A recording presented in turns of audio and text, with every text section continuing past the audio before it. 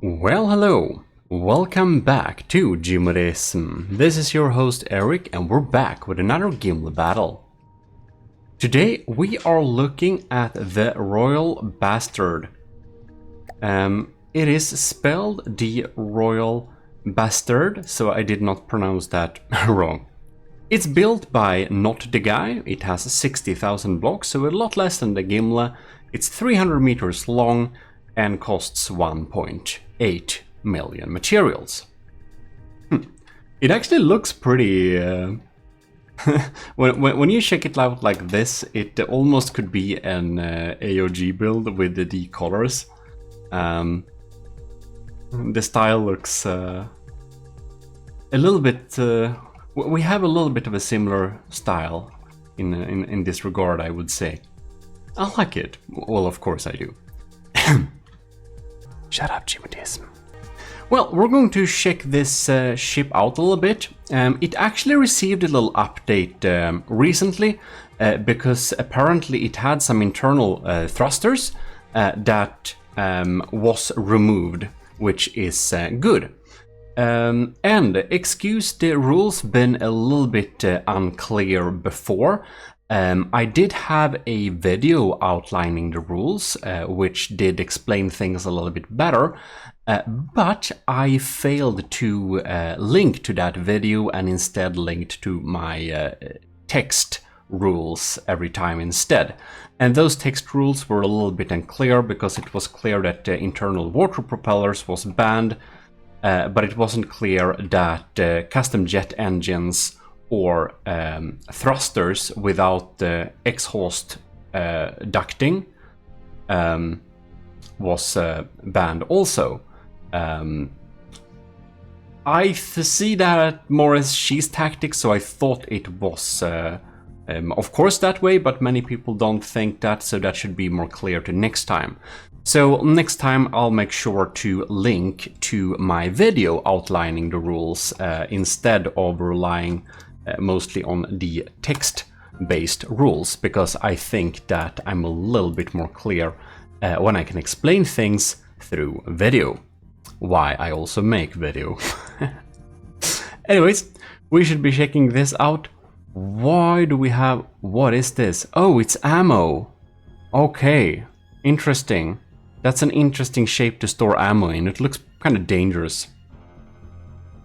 So we have a pretty interesting design with different types of holes. We got a laser engine.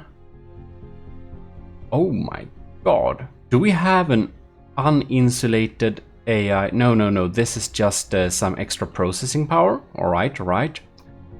Got some steam generation and stuff like that. Ooh. Alright.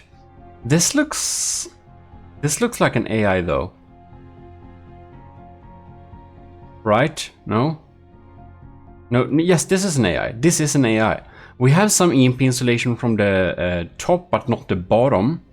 We got from the side, but it's not covering all around. This could be susceptible to EMP damage. Well, the Gimle has some EMP damage, so we'll see if it gets lucky or if it's good enough defense against the Gimle. Well, very interesting. We got pretty well armored turrets there. We definitely got pretty thick sides here. Look at that armor. It's a two-sider, so it's gonna use both sides to combat. We have a lot of era on the side here, and looking at the armor, I think the Gimle's crams will melt through this very easily. Looking at the design, I would almost suspect that the Gimle would win this, but it depends mostly if it's able to either avoid or shoot down the Gimle's incoming crams. Well, and that we can see here. We're gonna see what we have for types of weapons. This is a flak. Why is it? Oh yeah, it's the old names, of course. Munition defense bodies and stuff like that. So it has some diff guns to deal with the Gimle's crams then. We'll see if that's enough. We got a... what's this type of gun? 1300. Well, Gimle's not gonna avoid this thing. And we have a frag sabot. Interesting, sabot with frag. Alright. It's an unusual combo, but I can testify it has its uses. And the Vigoletta Marksman utilizes that pretty well as well, even though at a very small caliber. I never tried it for a larger caliber. I would probably not do that, but it's gonna be interesting to see. Right, we got some solids, that's a good stuff. And we have a secondary heat shell there. Pretty stable too. Well, that's the different APS shells we got all together. We have a cram system. The health is 124. Alright, so it's only 124,000 health of these cram barrel shells. Does it shoot very often? Because it feels like the Gimle would be able to deal with this. But we'll see, we'll see. Very interesting indeed. It's a frag one. We have 180 degrees. Good choice, good choice. That is actually something the Gimle's... when the Gimle goes to Mark II, its systems will be updated to that as well. We also got a laser here. Probably connected up to... I don't know if it combines the lasers and lamps exactly, but I think we've checked enough on this thing, so we'll be getting into the battle instead. I don't remember, I think someone maybe asked for the Gimle rules again, exactly how it was set up. So right now, they're spawning 3,000 meters away from each other. They'll get a 5% salvage score, start with 750,000 materials per team. We have a maximum altitude of 600, minimum of -30, so it despawns when it's sinking. Also submarines were not allowed. Use a maximum distance, can't go further away than 6,000 meters. And you get some penalty points for that, but the penalty points for the distance is a little bit slow, because otherwise things will be despawned when they are trying to turn around, you know, which is not fair. Right. Destroy under 55 as usual, and sinking just as usual. Sustain for 30. DQ'd after 30, and we have 900 seconds time limit, which is 15 minutes for those that might be wondering. So that is it indeed. That is the Gimle. We are in the battle. We will start the battle right away. So, not the guys. Royal Basterd. Oh, it's going low. Well, we got the barrage of incoming shots there. Looks like the Gimle's defenses got the first volley. Oh my god, I'm so sorry, not the guy. This horror scheme looks absolutely terrifyingly horrible on your ship, but now we're here. Maybe we can switch to DVG colors next round or something. Alright. Ooh, no! Or I mean, oh yes. The Gimle's crams are able to penetrate pretty well there, as expected. Royal Basterd is already behind with 3%. It is indeed not so far able to take out the Vol. Oh yes, it actually took out that cram volley ray. Okay, let's see here. Ooh, no. So, the Royal Basterd, she's able to take out some of the crams, but not all of them. So, I'll be surprised if the Royal Basterd is able to win this battle.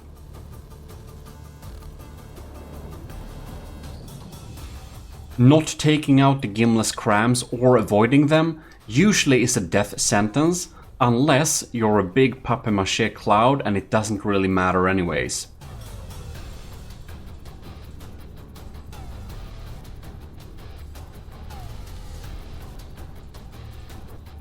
I want to check what's happening with those APS shells, right? Oh no, that was actually... The APS didn't shoot, that was just rams, right? Never mind. Right, the APS is here back. So the front APS is disabled. Now it's uninstalled. Oh no. Oh my lord. The Royal Basterd is sinking. Look at that. Or sinking. It's gaining penalty points. Is it gonna recover and get up again? Oh no. Did we rely on... Oh, we have a lot of hydrofoils. That's how we float, right? So we have to have the proper speed to remain floating. This is an awkward combat angle for the Royal Basterd. She's gonna... yeah, go down sooner or later. This angle is pretty beneficial for sustaining life, of course, but man... Not a good start for the Royal Basterd, losing many main cannons and now having this weird angle. I feel I'll need to do a quick little check here. This is all blown out. Do I see a case of skipping with the emergency ejectors? It looks like that. So, are we damaged back here? No? We're not damaged here. But it's gonna be a little bit interesting.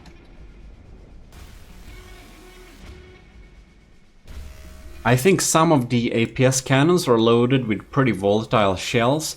And if that's the case, they'll have to be installed with a ejector and emergency ejector defuse as well when carrying payload.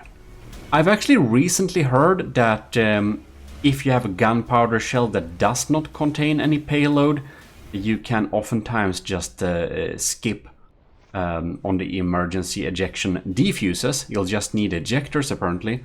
I haven't tried that myself. But that I heard. Oh, there we despawn. However, I want to test that building strategy because I like to switch around shells a lot and I want my turrets to be compatible to a shell swap without needing a reconstruction. Right. Well, we'll need a second round then. We're here with the second round. And I maxed out the quality so that it looks nice, and I switched up the colors here so our Royal Basterd isn't looking sad anymore, because that color scheme just didn't work for it. So in any case, ooh, I wonder what happened there. I think we definitely have to check. Weird. What exploded here? Oh. Man. Oh. Look at that. Oh. So, I have a theory here. The Arqueballista Invictus, you'll know it from before, shot through here, damaged this side of... Oh yes, and here we have a case. You can see those fragments in the air. That means that all of these shells were loaded with the sabot frag. They got hit in the beginning with the Arqueballista Invictus and the entire side of the turret got blown up and the other side of the turret got damaged. Then the shell continued, damaged the cram system, damaged the energy production, and I think it stopped around here. That's a lot of damage. That is a lot of damage. Wow. So, and I think we may have blown some ammo, possibly too, if it wasn't only the areas there. Now, so I think not the guy should probably have some stuff a little bit less dense to not make them go boom when you shoot a deep penetrator like that. However, I do also suspect that it would, since it is a compact design, it would perhaps be good if it went up and down a little bit, doing some kind of altitude modulation. Maybe removing some of that weapons and focusing on speed. Now there is a really cool trick that I just not came up with. I'm sure it already exists, but I just thought of right now. What if the Royal Basterd had a lot of forwards custom jet engines on top of the structure, and it had a modulating speed. Basically, that it went forwards in different speeds. Like think if you modulate the speed of the ship to a sine wave, so it kind of stutters forward a little bit. I think that that movement would probably be a pretty efficient way to counter a lot of crams if we are keeping a pretty good distance. Just a theory. Well, in any case, I do not think the Royal Basterd will do much better this round here. It's trying to valiantly defend itself, but man, it just doesn't have the firepower. You can see, oh, look at that, I didn't even notice. Oh yes, I do think we have a big case of improper EMP insulation. You know that stuff I noticed before, like the Gimle has some EMP damage. I think that that area might get targeted. It seems like, I think one of the AIs was around there, and I think indeed that is what has happened. The main AI controlling most of the gun went out due to secondary EMP damage from the Gimle's crams. Well, well.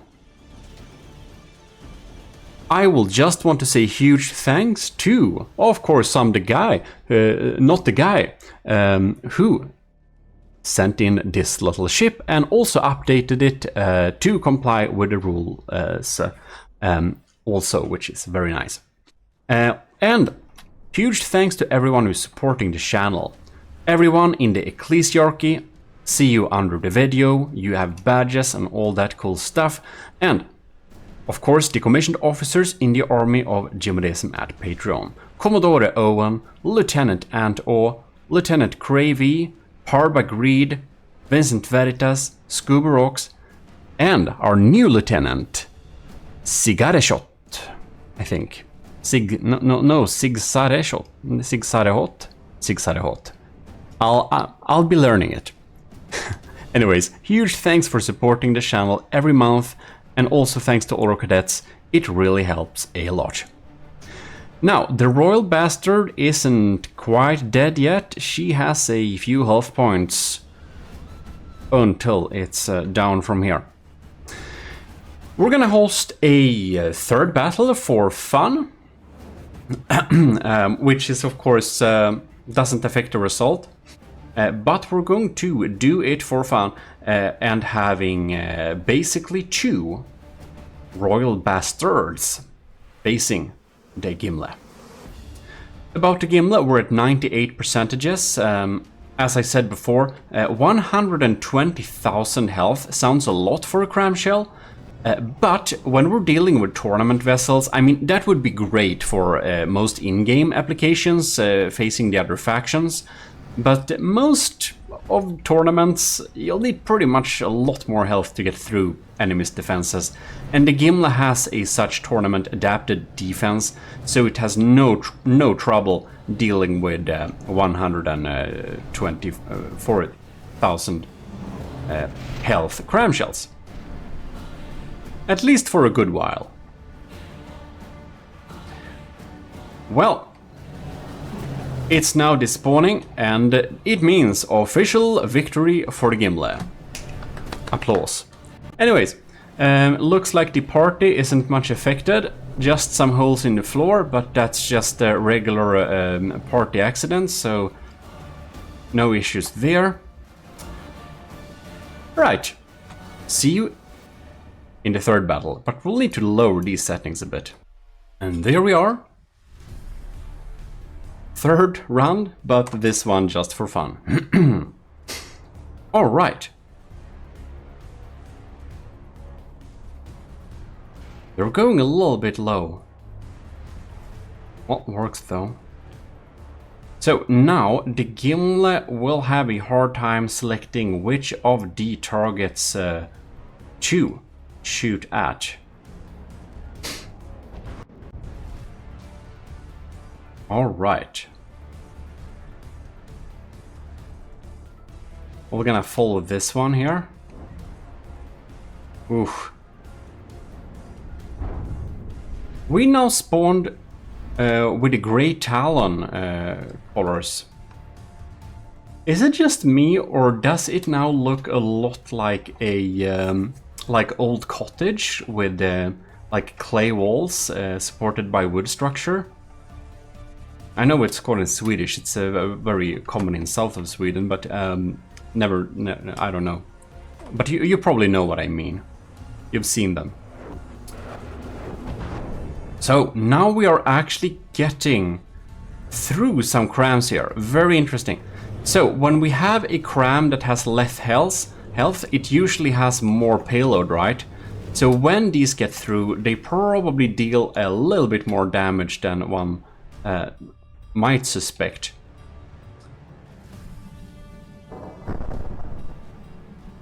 We'll see.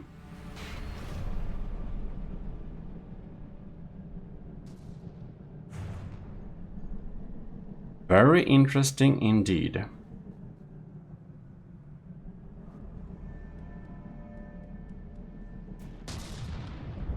That's so many shots. So the Gimle desperately tried to shoot down the swarm of incoming crams. Look at that though. They're not very deeply penetrating, that has to be said. Should probably be good with a little bit more deeper penetration. The Royal Basterd will be placed in the loser's bracket naturally, and in the loser's bracket there are many designs that I think the Royal Basterd might struggle a little bit in the loser's bracket actually, because if the crams aren't penetrating so deeply or they explode, I think very few people have super compact designs, and it will only deal optimal damage against the super compact designs. Alright.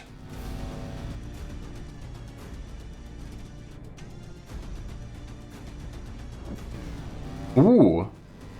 The Gimle has one enemy on each side here. That is not very ideal for the Gimle. Look at that. Now we, for the first time, can see some of that APS in action. So we're even pausing the game just to check that out. This is the penetrating secondary heat. And they penetrate right here. We have basically no armor. Well, dealt some nice damage there, I believe. Lots of blocks right there. That's probably crams though. Probably mostly the crams, but whatever. Well, the Gimle is behind in percentages in this battle here. So, will the Royal Basterd will be able to win this thing?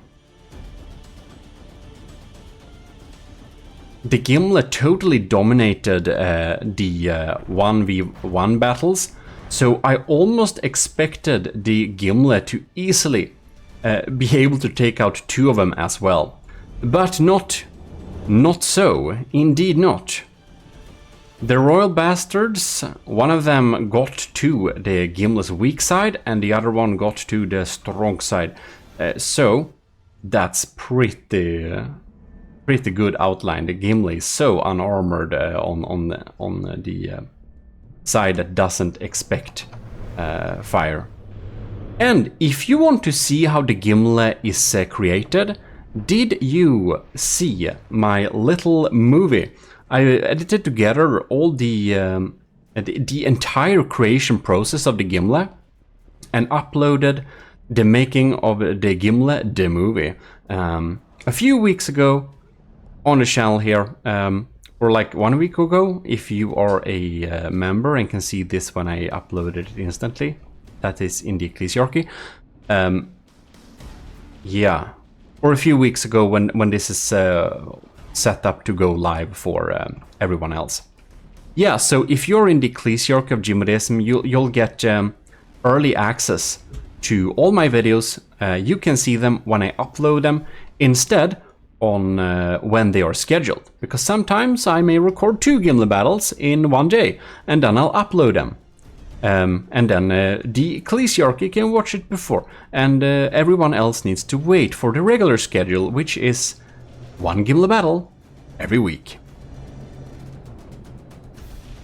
Oh, look at that. They are set to prefer low angle, but now they got a high angle, so they tried to shoot artillery shells. That's insane.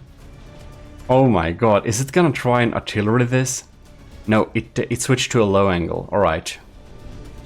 Bam! Did we shoot ourselves here? Crazy. Wow. Well, of course, the Royal Basterd, there are 2 of them right now. So that is a nice position. However, do keep in mind that the Royal Basterd's cost is 1.8 million instead of the Gimle's 2.2 million. So it already had a 400k material disadvantage. And I think taking that into consideration, if we added 400,000 materials more of forwards facing custom jet engines with a modulating forward speed to dodge most of the crams, and fixing those cannons so they don't explode on contact, and upgrading the sieve system a little bit, maybe remove some of that missiles and adding some more diff flak or something like that. I think the Royal Basterd could be upgraded to be a formidable enemy indeed. Now it's you can see already here, since I think the Arquebalista and some stray cram shots have been able to almost completely disable all the APS system, so it's only the cram systems live. We also seem to have a damaged AI core here once again. So, I will also recommend to not the guy to watch my EMP installation tutorial, because EMP installation is really tricky and it took a couple of years for me to get a hang on it and even understand it properly. So I put together a little video for that in the instant tutorial series, and it's still highly accurate. And yeah, it's still the same. Yeah. When I first got into the game properly, EMP wasn't such a factor, so I kind of skipped learning it and only insulated with stone. And after a few updates, insulating with stone, not enough anymore. You'll have to use rubber nowadays. Unless you're gonna be one of those salty people who are trying to get EMP banned because they can't bother EMP insulating. Well, that's also a strategy, but I think EMP is a fun minigame. I do. I don't want to remove it. It's not OP. You'll just have to build against it. And I get some people think it's boring to have to adapt to it, but to me it's just one of the other minigames in the game. But not one of those meta spin clip stacking weird cheese stuff, but just a fun little minigame. Well, 91 versus 91. The AI is a little bit dead on one of the Royal Bastards, so, you know, I'm not quite sure this battle will... Like, will anything happen? Will it be interesting? Will the Royal Bastards... Will they win? Or will the Gimle win? We don't know. Even though the Gimle is at 77%, it still seems to be fighting relatively well. We have a lot of damaged weapon systems here now.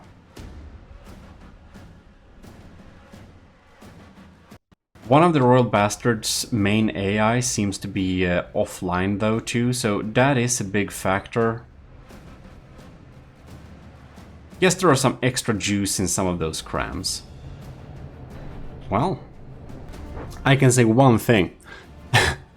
We usually do a battle royale to decide which gets the silver or like a second prize. But of course, for the Gimle, like winners and losers bracket tournament, we can't keep up that tradition. Of course, we can't have too many battleships loaded in at once battling. We can see it's already lag enough. The game speed is about half, and it feels like a lot more. Now, I don't know which of them will win this battle, but to me it looks like the Royal Basterd's crams are still pretty effective. The Gimle's diff guns have stopped giving much bite, so they are now getting through most of the time, which is a really good news for the Royal Basterd, of course. But yeah, I would suspect that the Royal Basterd's cram will slowly grind the Gimle down. But I think we will leave this battle at that. For the simple reason that we already have the results, and with the AI a little bit disabled like this, the battle is a little bit of a boring cram slugfest, you'll know, and we already got the results. But in any case, not the guy.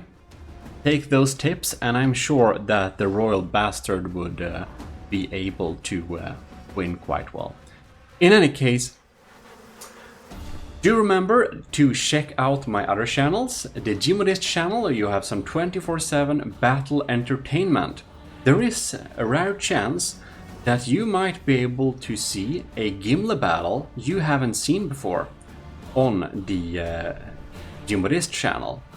Because sometimes I put in some Gimle battles that I've recorded and not really uploaded yet, but I've put them into the really big file for the Gmodist 24/7 entertainment stream, which is so many hours. So the probability that you'll be able to catch it might not be super high, but you may be able to see a Gimle battle before even the Ecclesiarchy members, yes, it applies to you too, can see them, because, well, the 24/7 entertainment on the Gmodist channel is of course prolonged, so I want it to be as varied and much content as possible, so that's the reason.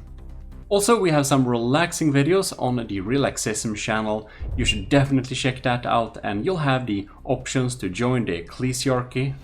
God damn it, I don't know directions. Right here, and of course, get into the become a commissioned officer if you want to. And there is nothing that stops you from being both. Like Cadet Kovrax, who is also an elevated Gmodist, I believe.